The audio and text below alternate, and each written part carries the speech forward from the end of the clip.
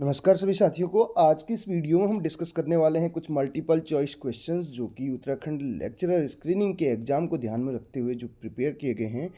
तो अपना फीडबैक आप ज़रूर दीजिएगा वीडियो के अंत में कि वीडियो आपको कैसी लगी करके। ठीक है, तो स्टार्ट कर रहे हैं। पहले नंबर का क्वेश्चन आपके सामने है। इससे पहले भी कुछ हमने यहाँ पे वीडियोज अपलोड की हुई है स्क्रीनिंग के एग्ज़ाम को ध्यान में रखते हुए। और साथ में अगर बात करें तो मेन सब्जेक्ट में अगर हम बात करें इंग्लिश, यहाँ पे इंग्लिश की प्रिपरेशन कराई जाती है। उसमें इंग्लिश लिटरेचर, ग्रामर और इसके साथ साथ जो भी साथी हमारे उत्तराखंड पॉलिटेक्निक लेक्चरर की प्रिपरेशन कर रहे हैं तो सामान्य हिंदी से रिलेटेड वीडियोज़ भी यहाँ पे चैनल पे अपलोड की गई हैं, जो कि आपके लिए बेहद जो है महत्वपूर्ण साबित होंगी आपके एग्ज़ाम को अगर ध्यान में रखते हुए बात करें तो पहले नंबर का क्वेश्चन आपके सामने है।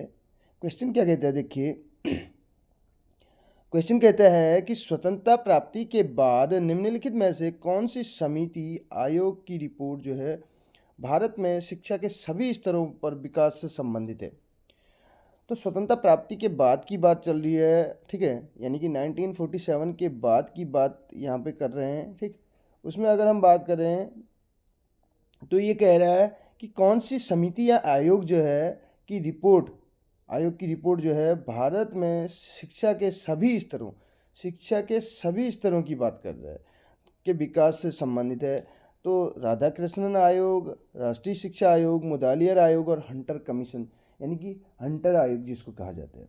ये हंटर आयोग जो है ये तो स्वतंत्रता प्राप्ति से पहले का है। ठीक है, तो ये 1882 के आसपास आया था। ठीक, जिसको किस नाम से जाना जाता है? भारतीय शिक्षा आयोग। ध्यान दीजिएगा, भारतीय शिक्षा आयोग के नाम से इसको जाना जाता है। ठीक है, बहुत सारे साथियों को डाउट रहता है लेकिन मैं इसको क्लियर कर दे रहा हूँ। ये भारतीय शिक्षा आयोग है, इसको भारतीय शिक्षा आयोग की संज्ञा दी गई। ठीक, जो रिपन की अध्यक्षता में हुआ था। अब जब बात करें राष्ट्रीय शिक्षा आयोग तो इसको शिक्षा आयोग कहा जाता है। शिक्षा आयोग या इसी का दूसरा नाम है कोठारी शिक्षा आयोग। कोठारी कमीशन भी इसी को कहा जाता है। इसी को क्या कहा जाता है? कोठारी कमीशन भी कहा जाता है, जो कि डॉक्टर दौलत सिंह कोठारी जी की अध्यक्षता में गठित आयोग है और इसीलिए जो है इसको कोठारी आयोग के नाम से भी जाना जाता है। तो राष्ट्रीय शिक्षा आयोग जो है इसका करेक्ट आंसर हो जाएगा। राष्ट्रीय शिक्षा आयोग आपको पता है ये सर्व शिक्षा का मतलब है, ऐसे मत समझ लेना कि सर्व शिक्षा अभियान की मैं यहाँ पे बात कर रहा हूँ। ये सर्व शिक्षा का मतलब है सारी जो प्राथमिक, माध्यमिक, उच्च, अगर तीनों स्तरों की बात की जाए तो उस पर बनने वाला स्वतंत्र भारत का पहला जो है शिक्षा आयोग था। स्वतंत्र भारत का पहला शिक्षा आयोग जो किसकी बात करता है? शिक्षा के सभी स्तरों की बात करता है। एक क्वेश्चन और बनता है यहाँ पे, क्वेश्चन को ध्यान से सुनिएगा। स्वतंत्र भारत का पहला शिक्षा आयोग बोला जाएगा। स्वतंत्र भारत का पहला शिक्षा आयोग होगा तब क्या होगा? राधाकृष्णन होगा। स्वतंत्र भारत का पहला शिक्षा आयोग अगर बात करें तो राधाकृष्णन आयोग होगा। लेकिन राधाकृष्णन आयोग किस पे बना था? उच्च शिक्षा पर बना था। किस पर बना था? उच्च शिक्षा पर बना है। इस चीज़ को ध्यान दीजिएगा, स्वतंत्र भारत का पहला शिक्षा आयोग बोला जाएगा तो राधाकृष्णन, यानी कि जिसको विश्वविद्यालय शिक्षा आयोग भी कहा जाता है। ठीक है, ये कहलाएगा। और जब स्वतंत्र भारत का जो पहला आयोग है जो शिक्षा के सभी स्तरों की बात करता है तो कोठारी होगा। शिक्षा के सभी स्तर आ जाएगा तो कोठारी होगा। और खाली क्वेश्चन ये बनेगा स्वतंत्र भारत का पहला शिक्षा आयोग, तो वो तब राधाकृष्णन होगा। राधाकृष्णन आयोग कब आया था? 1948 में, 14 नवंबर 1948। अब इसकी बात करें तो ये है 14 जुलाई 1964। इसकी अगर बात करें कोठारी आयोग की तो 14 जुलाई 1964, 14 जुलाई 1964। मुदालियर आयोग की हम बात करें तो इसको माध्यमिक शिक्षा आयोग भी कहा जाता है। क्या कहा जाता है? माध्यमिक शिक्षा आयोग भी कहा जाता है। माध्यमिक शिक्षा आयोग, जो सेकेंडरी एजुकेशन पे मेनली बना हुआ था। ठीक है, माध्यमिक शिक्षा आयोग। तो ये हमने बात की चारों ऑप्शंस के बारे में। उम्मीद करता हूँ जो एक्सप्लेनेशन है ये भी आपको पसंद आएगा और कुछ इसमें आपको नए पॉइंट्स भी मिल सकते हैं, उनको आप नोट डाउन कर सकते हैं। अब देखिए जो कोठारी आयोग है इसके बारे में थोड़ा सा कुछ एडिशनल पॉइंट्स भी हम यहाँ पे बताने की कोशिश करेंगे, उसके बाद नेक्स्ट क्वेश्चन की ओर बढ़ेंगे। तो देखिए कोठारी आयोग की बात हमने की, हमने कहा कि इसका करेक्ट आंसर है क्योंकि शिक्षा के सभी स्तरों की बात कर रहा है। अगर सभी स्तरों की बात नहीं करता तब स्वतंत्र भारत का पहला शिक्षा आयोग बोला जाता, तब हमारा क्या हो जाता, राधाकृष्णन। लेकिन अब देखिए राष्ट्रीय शिक्षा आयोग की हम बात कर रहे हैं, तो इसका गठन हमने बोला कब हुआ, इसका गठन 14 जुलाई को हुआ था, 14 जुलाई 1964 को इसका गठन हुआ। लेकिन इसने जो अपनी रिपोर्ट सौंपी थी, इसने जो अपनी रिपोर्ट सौंपी, ठीक है, सरकार को, ठीक, वो कब सौंपी इस बारे में भी बात करेंगे। इसके अध्यक्ष कौन थे, डॉक्टर दौलत सिंह कोठारी। कौन थे इसके अध्यक्ष, अध्यक्ष की बात करें तो डॉक्टर दौलत सिंह कोठारी। कौन थे, दौलत सिंह कोठारी। दौलत सिंह कोठारी जो हैं इसके अध्यक्ष थे। और इनकी बात की जाए तो उस टाइम पे ये कौन से पद पर थे, तो डॉक्टर दौलत सिंह कोठारी जी की अगर हम बात करें तो उस टाइम पे ये जो है यूजीसी के अध्यक्ष थे। किसके अध्यक्ष थे, उस टाइम की बात चल रही है, 1964 की बात चल रही है। यूजीसी के अध्यक्ष कौन थे, ये यूजीसी के अध्यक्ष थे, चेयरमैन, ठीक है। यूजीसी क्या है, यूनिवर्सिटी ग्रांट कमीशन। विश्वविद्यालय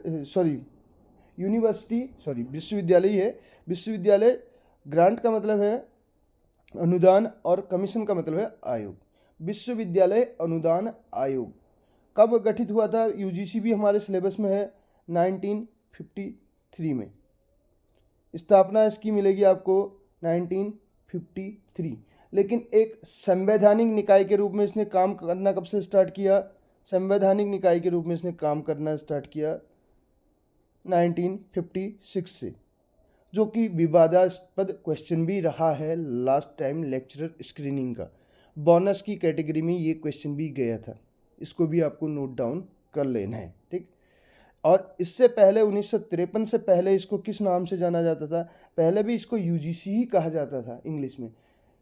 उसका मतलब था विश्वविद्यालय अनुदान समिति, कमेटी के नाम से पहले इसको जाना जाता था, बाद में आयोग के रूप में इसको गठित किया गया। तो बात करेंगे आगे, कोठारी आयोग की जो रिपोर्ट थी उसको किस नाम से जाना जाता था, और ये जो है सभी स्तरों पे बना था। हमने बात की सभी स्तरों का मतलब क्या है, सभी स्तरों की बात करें तो प्राथमिक, दूसरा माध्यमिक, माध्यमिक शिक्षा पे भी था ये, प्राथमिक शिक्षा पे भी था, और इसके अलावा उच्च शिक्षा पर भी था, यानी कि उच्च स्तरीय शिक्षा की भी बात करता था। और त्रिभाषा सूत्र पर आधारित था। त्रिभाषा सूत्र, बहुत सारे क्वेश्चन यहाँ से बन सकते हैं, त्रिभाषा सूत्र। और 10+2+3 इसका सुझाव भी इसी ने दिया था, इसकी सिफारिश भी इसी ने की थी। तो ये कुछ एडिशनल पॉइंट्स, ये एडिशनल कुछ पॉइंट्स हैं जिसमें हम बात कर रहे हैं। 10+2+3 की हमने बात की। इसके अलावा अगर बात की जाए तो समाज में जो भी बदलाव हो रहे थे उनको ध्यान में रखते हुए ये शिक्षा नीति बना रहा था। तो सामाजिक बदलावों को ध्यान में रखते हुए भी इसने अपनी शिक्षा नीति बनाई थी। कोठारी आयोग की बात चल रही है। इसके अलावा इसके जो इसमें टोटल सदस्यों की बात करें तो 17 थे। कितने सदस्य थे, 17 सदस्य थे। 17 में से 6 जो हैं 11 भारतीय सदस्य और 6 विदेशी सदस्य थे।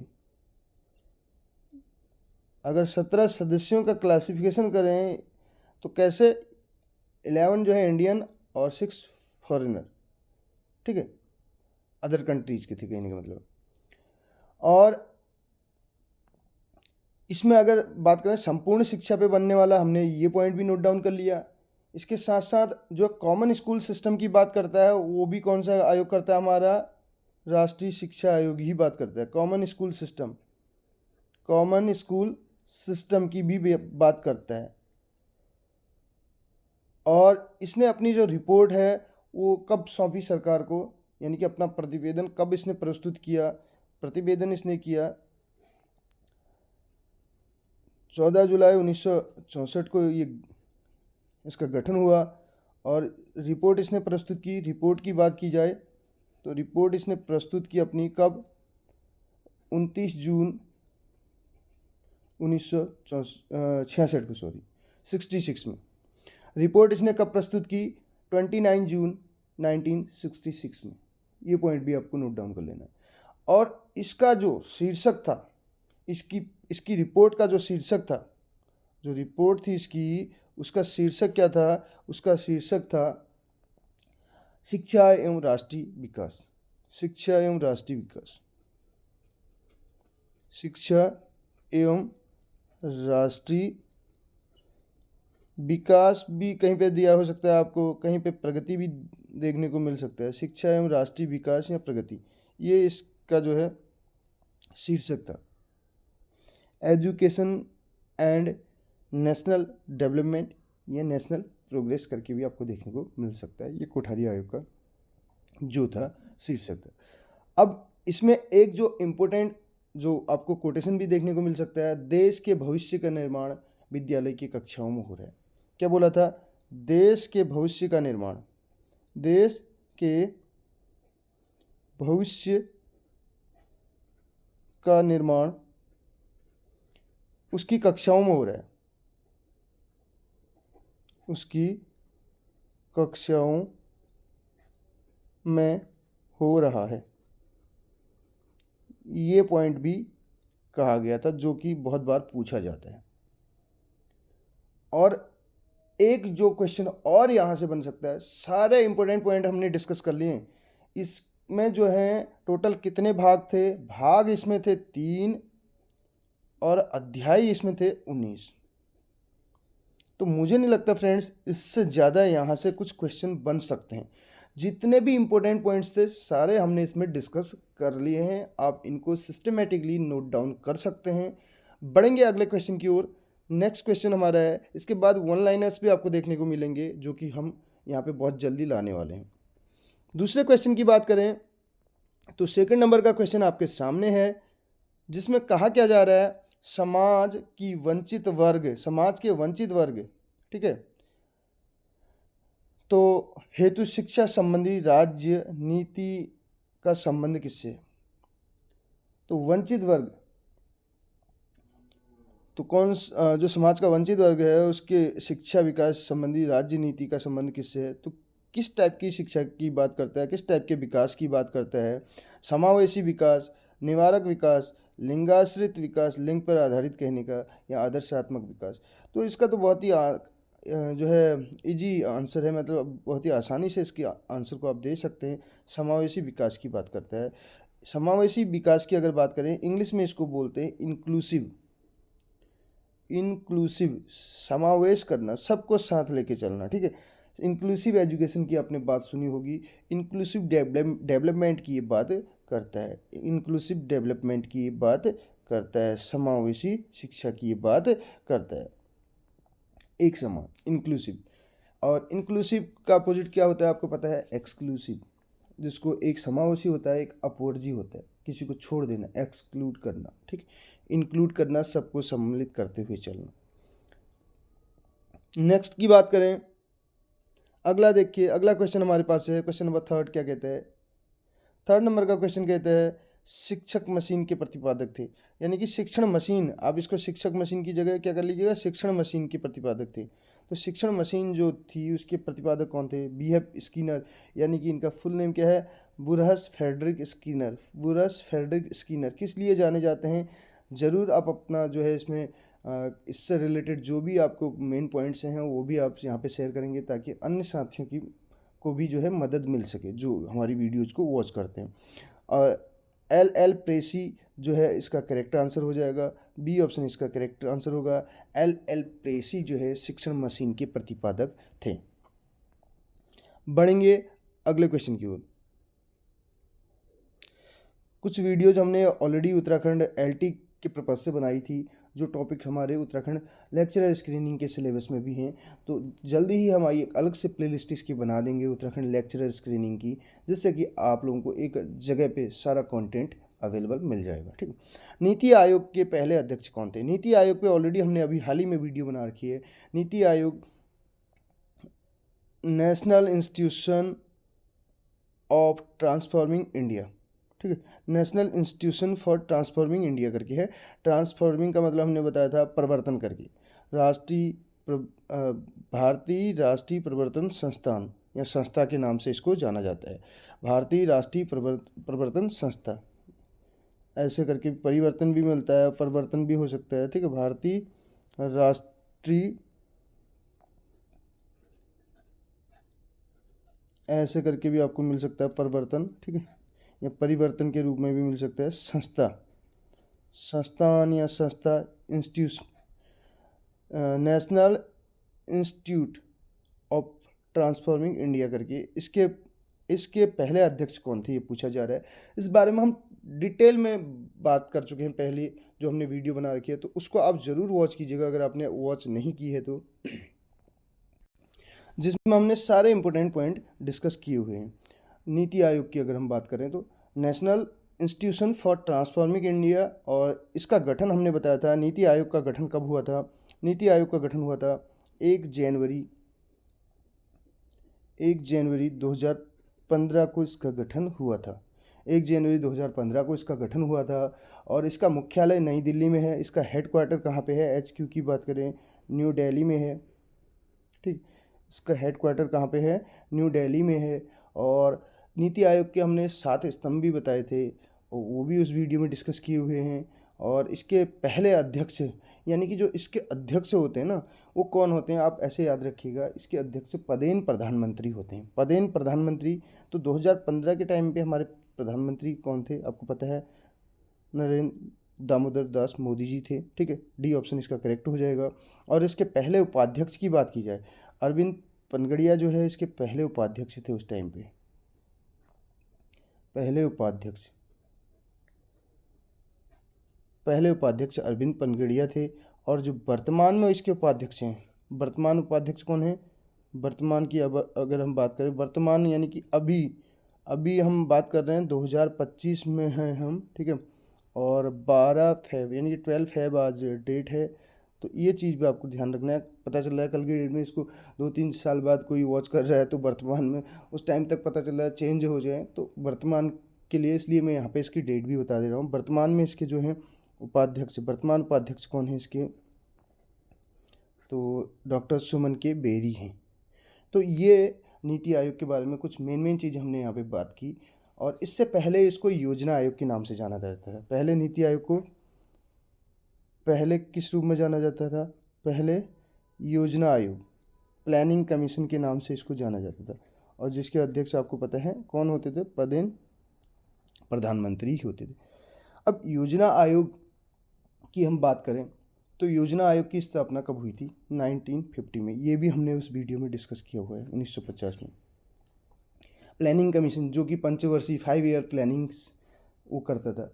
और हमने उसमें प्लानिंग के बारे में भी बात कर रखी है कि प्रथम पंचवर्षीय योजना का उद्देश्य क्या था, ऐसे कितनी पंचवर्षीय योजनाएं अभी तक हुई थी। फिर उसके बाद पंचवर्षीय योजनाओं को बंद कर दिया गया, 12 से 17 के बीच में लास्ट पंचवर्षीय योजना हुई थी। फिर उसके बाद कुछ 10 या 15 साल की ऐसी प्लानिंग करने लगी कि उसमें डेवलपमेंट उस आधार पे किया जाएगा जब से नीति आयोग आया। तो सारी चीज़ें उसमें हमने डिस्कस की हुई हैं, उस वीडियो को आप ज़रूर वॉच कीजिएगा। ठीक, 15 वर्षों के लिए जो है ड्राफ्ट एक्शन प्लान पेश कर दिया गया इनके द्वारा, नीति आयोग के द्वारा। तो इससे पहले जो हमारे उसमें बात करें पंचवर्षीय योजना हुई थी, वो कितनी हुई थी? वो 12 पंचवर्षीय योजनाएं हुई थी। लास्ट पंचवर्षीय योजना का जो कार्यकाल था वो 2012 से 17 के बीच में रहा। और पहली पंचवर्षीय योजना का कार्यकाल क्या था? 1951 से 56 के बीच में। बढ़ेंगे नेक्स्ट क्वेश्चन की ओर। अगला क्वेश्चन क्या कहते हैं, देखिए नेक्स्ट क्वेश्चन आपके सामने है, और जो कहता है कि भारतीय संविधान के अंतर्गत वैधानिक सत्ता का अधिकार किसे प्राप्त है? वैधानिक सत्ता का अधिकार किसे प्राप्त है? राष्ट्रपति को, ये तो प्रथम नागरिक हैं भारत के। ठीक है, प्रधानमंत्री को, अभी हमने बात की नीति आयोग के अध्यक्ष, पदेन प्रधानमंत्री जो हैं नीति आयोग के अध्यक्ष होते हैं। संसद या केंद्रीय मंत्रिपरिषद, कैबिनेट। ठीक है, तो संसद की अगर हम बात करें तो ये इसका करेक्ट आंसर हो जाएगा, पार्लियामेंट इसका करेक्ट आंसर हो जाएगा। और ये द्विसदनात्मक, राष्ट्रपति को अगर छोड़ दिया जाए उसके अलावा द्विसदनात्मक। इसके आपने 3 अंग ये पढ़े होंगे, राष्ट्रपति, लोकसभा और राज्यसभा।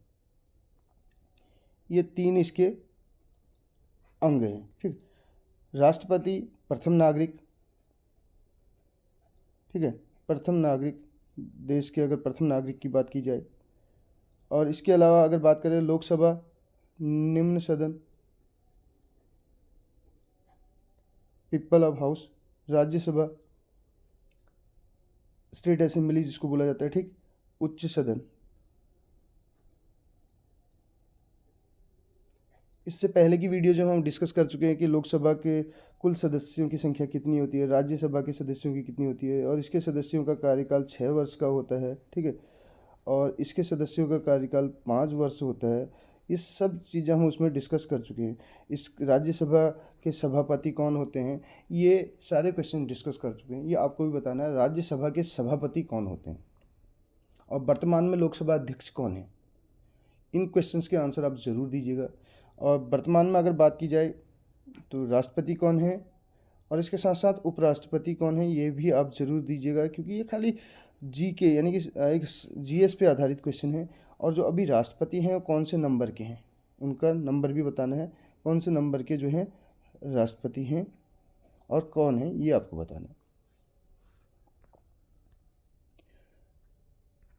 और वीडियो पसंद आए तो एक लाइक और एक शेयर ज़रूर कीजिएगा, क्योंकि आपके एक शेयर से आपको बेशक कुछ फ़ायदा या नुकसान ना हो, लेकिन इस चैनल की ग्रोथ पे बहुत जो है उसका असर पड़ेगा।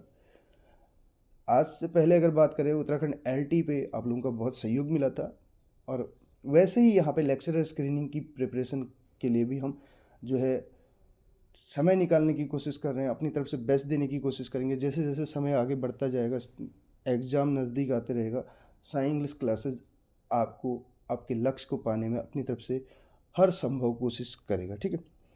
तो इसमें बात करें भारतीय पुनर्वास परिषद, भारतीय पुनर्वास परिषद की बात करें, ठीक, तो इस पर भी हमने वीडियो बना रखी है, जो कि हम उत्तराखंड लेक्चरर स्क्रीनिंग की जो प्लेलिस्ट है उसमें शामिल कर देंगे उसको। और इस पर अगर बात करें तो पहले एक पंजीकृत समाज के रूप में 1986 में एक रजिस्टर्ड सोसाइटी के रूप में, रजिस्टर्ड सोसाइटी, पंजीकृत समाज के रूप में क्या हुआ था, इसको स्थापित किया गया था। इसके बाद अगर बात करें इससे रिलेटेड जो एक्ट आया वो कब आया, एक्ट की अगर बात करें, एक्ट मीन्स होता है अधिनियम, एक्ट आया था 1992 में। और अस्तित्व में ये हमारा आया किस वर्ष पारित हुआ पूछा जा रहा है, तो पारित कब हुआ, पारित की अगर बात की जाए तो ये तो 1992 में, ठीक है, पारित कब हुआ 1992 में। लेकिन अस्तित्व में ये कब से आया, अस्तित्व में यानी कि संवैधानिक निकाय के रूप में, संवैधानिक निकाय के रूप में इसको कब से दर्जा मिला, संवैधानिक निकाय का, संवैधानिक निकाय का दर्जा इसको मिला, स्टेचुरी बॉडी का जो दर्जा इसको मिला था वो 1993 में मिला था, संवैधानिक निकाय। या आप बोल सकते हैं अगर ऐसे भी क्वेश्चन पूछा जाए कि अस्तित्व में कब से आया ये, तो ये आया अस्तित्व में 1993 से। तो यहाँ पे हमसे पूछा जा रहा है कि वो किस वर्ष पारित हुआ, यानी कि अधिनियम की बात चल रही है, एक्ट की, तो 1992 इसका करेक्ट आंसर हो जाएगा। तो बढ़ेंगे नेक्स्ट क्वेश्चन की ओर। और अस्तित्व में 22 जून डेट अगर पूछी जाएगी तो 22 जून को, ठीक है, 22 जून 1993 को ये अस्तित्व में आया, ये चीज़ आपको नोट डाउन करनी है।